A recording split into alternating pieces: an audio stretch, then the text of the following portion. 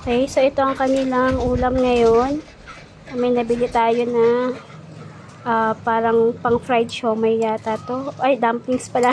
Sorry, dumplings. So, ito papaulam natin sa kanila. Yan.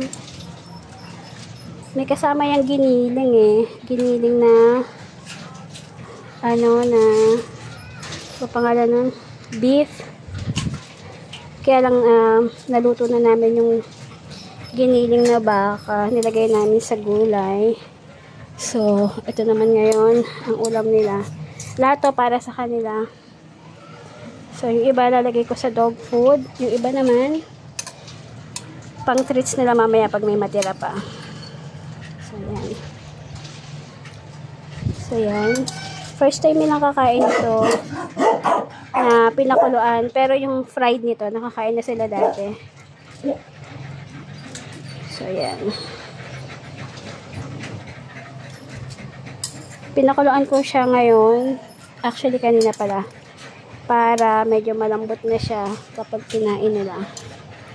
Hindi ko sila pinapakain ng mga hilaw na frozen foods.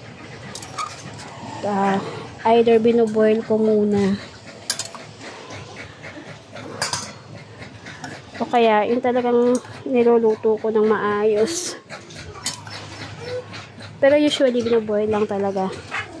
Walang ibang pampalasa.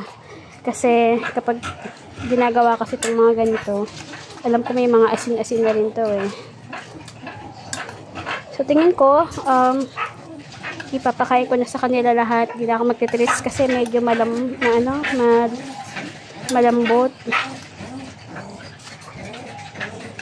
So, yan. Haluan ko yan ng dog food. Sorry, ng dog food. Lagi na lang ako nabubulol. Pasensya na po. Yan.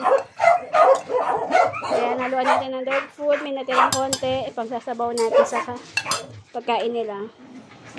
Ayan. So, ayan. Isasahan natin yung lagyan ng dog food.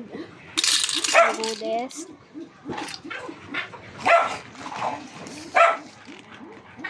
So, ayan. Kaya ihahaluin ko rin yan.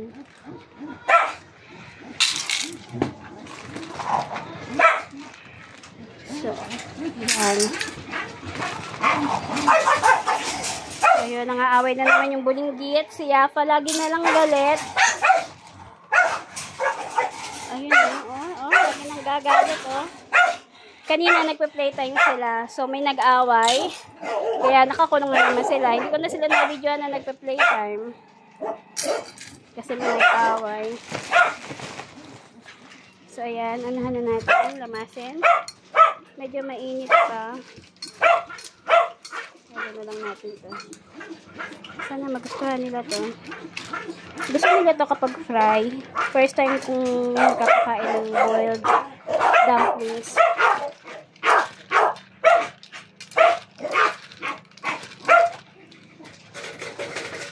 So, ayan. Update ko lang kayo kung magugustuhan nila. Pero beef din kasi to. Beef dumplings din to. So, palagi ko magugustuhan. Hindi ko lang alam kung mauubos.